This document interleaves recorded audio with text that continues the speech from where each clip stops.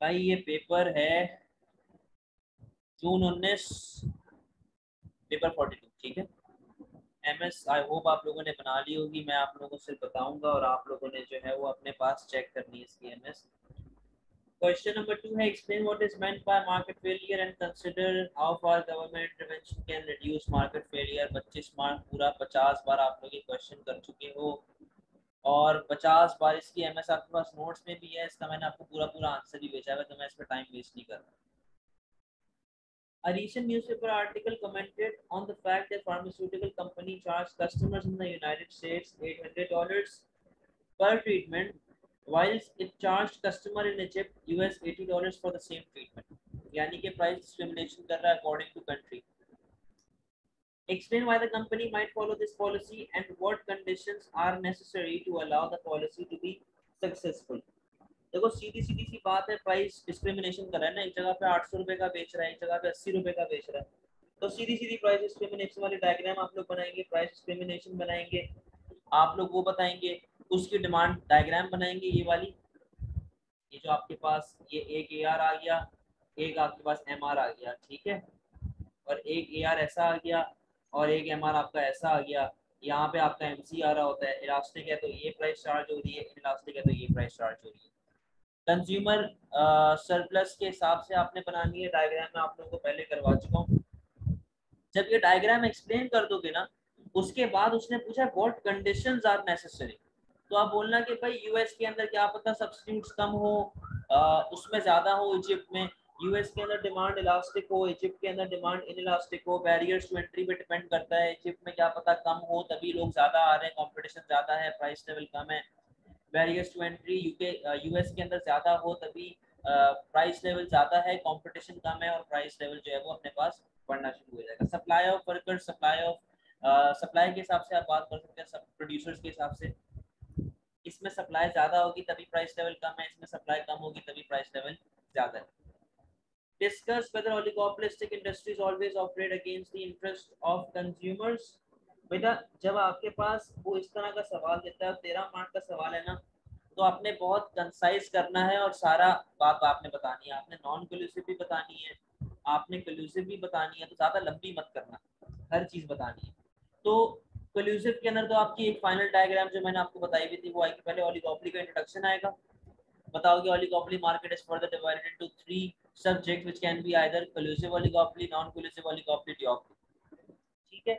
अच्छा फिर आपने जी वो बताना है ओलिगोपोली की बिहेवियर बताना है किस तरीके से होती है, आपने किंग डिमांड कर्व के बारे में बताना है कल्यूसिव के अंदर, फिर आपने जो है वो क्या बोलते हैं कार्टेल का बताना है नॉन कल्यूसिव के अंदर, ठीक है, और एंड में आपने अपने हिसाब से जो है वो 3A में मोनोपोली नहीं बतानी बेटा, प्राइस डिस्क्रिमिनेशन बतानी है कि इलास्टिक है तो प्राइस बढ़ जाती है, इलास्टिक है तो प्राइस कम हो जाती है।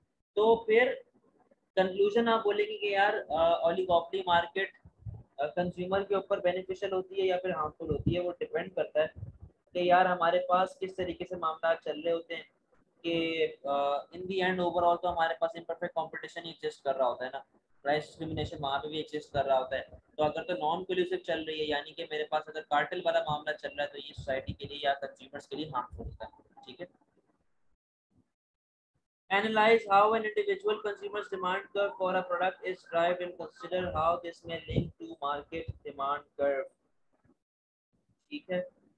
अब आप में से मुझे पता है बहुतों ने पीसीसी बना दिया होगा, ऐसे नहीं है भाई, बेसिक आपने स्टार्ट लेके चलना है। Analyse how an individual consumers demand curve for a product, जब वो डिमांड कर्व की बात करता है इसका मतलब है कि मार्जिनल यूटिलिटी के साथ वो लिंक कर रहा है, एमयू के साथ आपने लिंक करा, तो आपने एमयू बताया, आपने टीयू बताया, आपने एक भी मार्जिनल वाला कॉन्सेप्ट बताया, ठीक है, एक भी मार्जिनल वाला आपने कॉन्सेप्ट बताया। फिर जी आप जो हो इन डिफरेंस कर्व के साथ इसको लिंक करेंगे, ये सब एक सेम क्वेश्चन मिलता जुलता मैंने आपको नोट्स में भी दिया हुआ है, इन डिफरेंस कर्व के साथ आप लिंक करोगे, उसके अंदर जी आप वो बताएंगे marginal rate of substitution MRS, ठीक है। तो ये सारी चीजें आपने इस हिसाब से इसके अंदर लेके जानी है। पार्ट बी बोलता है use in difference curve analysis to distinguish between the effect of increase in income on a consumer's demand for a normal good and inferior good।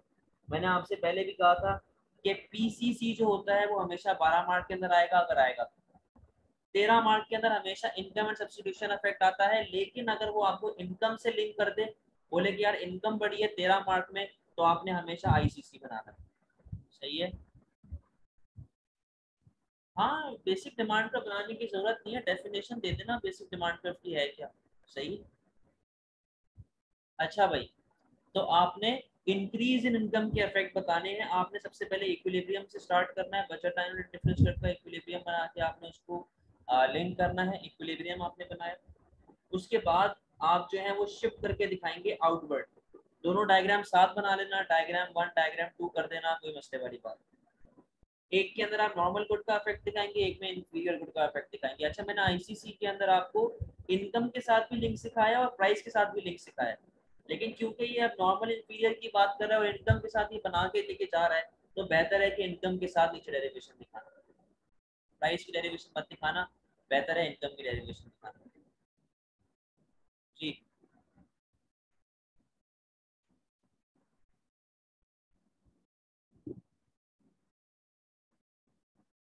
वही कह रहा हूँ कि डेरिवेशन डिमांड की मत दिखाना, इनकम की दिखा देना, क्योंकि आईसीसी का सवाल है तो बेहतर है इनकम दिखा दिया करो। डिमांड बोला है इसने, चलो तो डिमांड बना दो, कोई मसले वाली बात नहीं है, दोनों में से कोई भी बना सकते हो, डिमांड बना लो, कोई मसले वाली बात नहीं। सही है,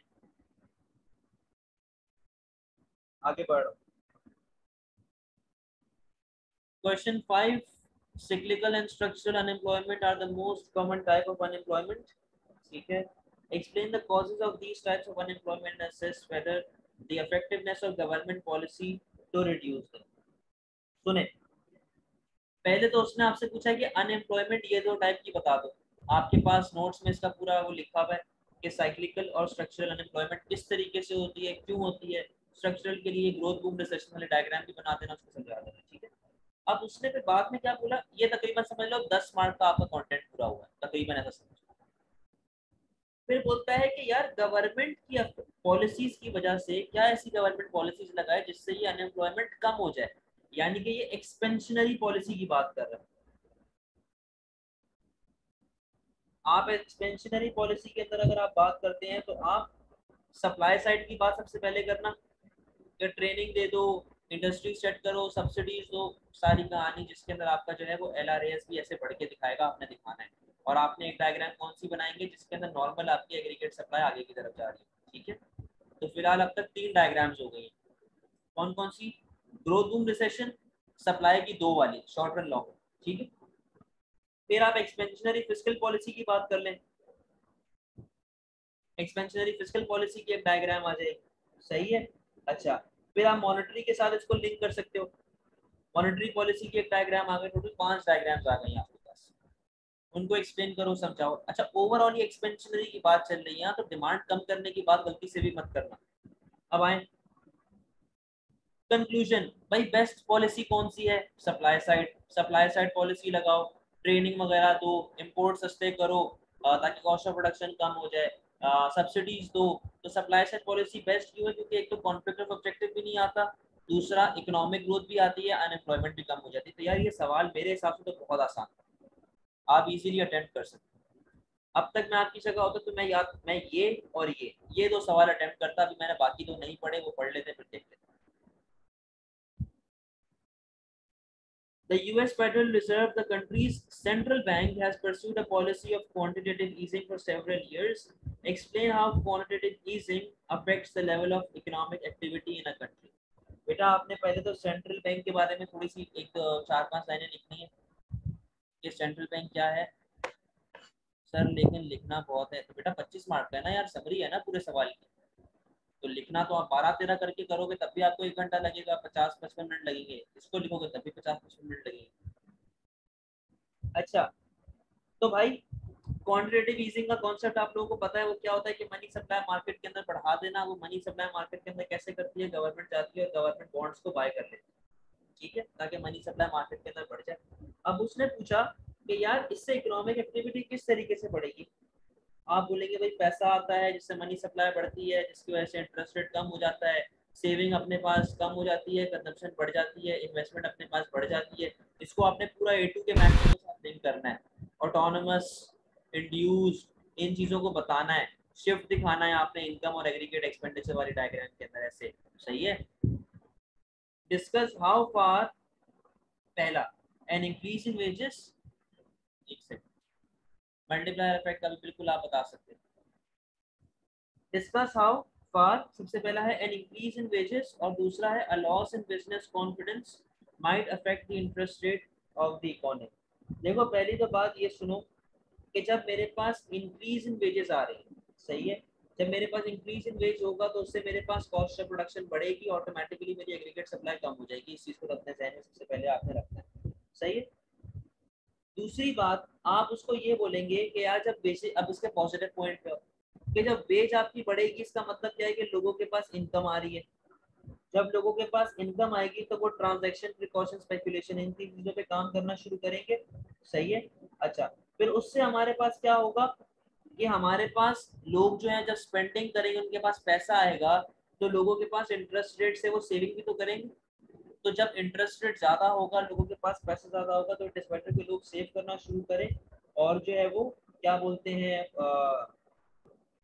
फिर वो लिक्विडिटी प्रेफरेंस वाली बातें बताना कि लोग ट्रांजैक्शन में कुछ पैसा सेव नहीं करते, प्रिकॉशन में कुछ पैसा सेव करते हैं, स्पेकुलेशन में सारा पैसा सेव करते हैं, उससे लिंक करना है आपने। Loss of business activity, business confidence, जब बिजनेस कॉन्फिडेंस अपने पास कम होता है तो हमारे पास डिमांड फॉर मनी कम होती है। हमारे पास डिमांड फॉर मनी कम किस तरीके से होती है कि लोग आपके मुल्क में पैसा ही नहीं डाल रहे। जब लोग आपके मुल्क में पैसा नहीं डाल रहे तो जाहिर सी बात है आपके मुल्क में भी अनएम्प्लॉयमेंट बढ़ेगी, स्पेंडिंग कम होगी और लोग जो है पैसे की डिमांड नहीं करेंगे इतना कि उनके पास पैसा होगा नहीं। तो जब मेरे पास, अगर मैं ऐसे ये मनी सप्लाई बनाया, ये मेरे पास पहली मनी डिमांड है, मनी डिमांड अगर मेरे पास कम हो रही है तो उससे इंटरेस्ट रेट कम हो जाएगा। तो इस तरीके से बड़ा अजीब सा सवाल है, बेहतर है अटेम्प्ट ना करना। इसको आपने जो है वो लिंक करना है फिर आपके इंटरेस्ट रेट के साथ। फिर दोनों में से आपने बताना भाई कौन ज्यादा अफेक्ट करता है रेट ऑफ इंटरेस्ट को, आपने उसके बारे में बताना है। अच्छा, लिक्विडिटी प्रेफरेंस का पूरा बताना है, हाँ, इसके अंदर यादी से, क्योंकि ट्रांजैक्शन, प्रिकॉशन, स्पेकुलेशन की आप बात करेंगे। सर इनमें तो अलग सिनेरियो है, इनको अलग अलग करके समझाना है ना, तो अलग अलग करके समझाओगे लेकिन हेडिंग मत डालना, कंटिन्यूएशन में चलाना, सही है।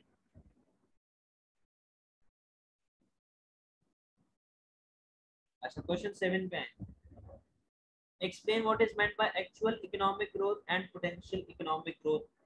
बेसिक सा सवाल है भाई।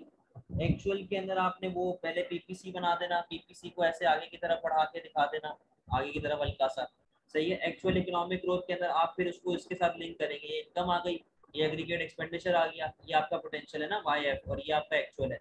आपने टैक्सेस कम किए तो आपका एक्चुअल बढ़ गया, आप आगे की तरफ आ गए। डिफ्लेशनरी गैप आपका पहले इतना था, अब इतना रह गया, कम हो गया पहले के मुकाबले में, आप उसके बारे में बात करेंगे। ठीक है, पोटेंशियल के लिए आप एलआरएएस बनाओगे, उसको बना के समझाओगे।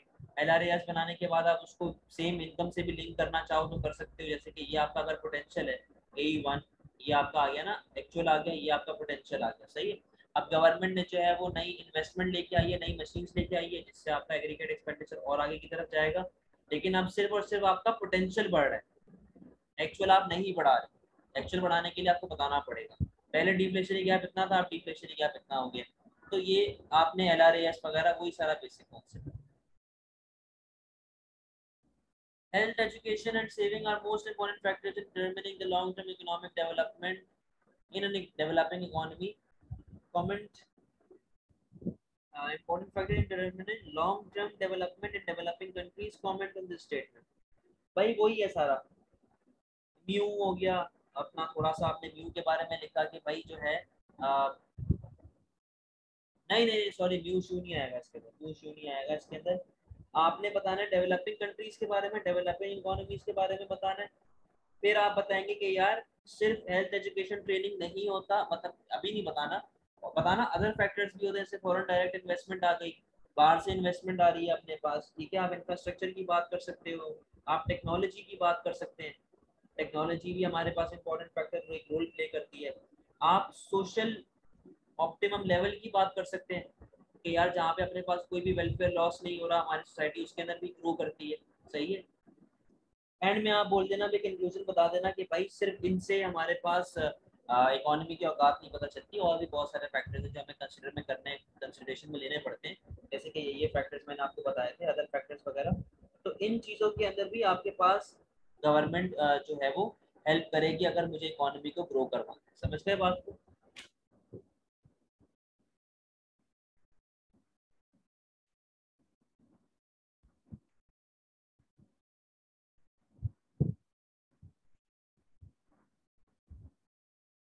हाँ जी, क्लियर है।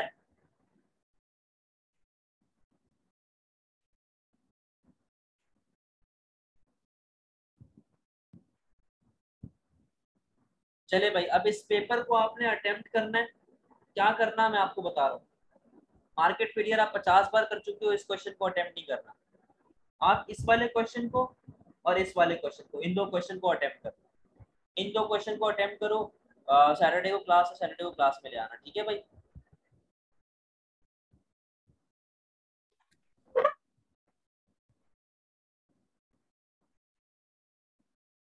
कौन से सवाल दिए हुए मैंने?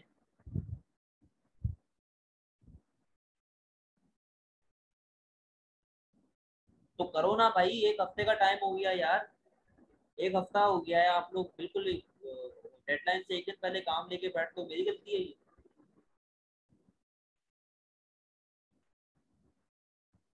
लेके आना है इसको।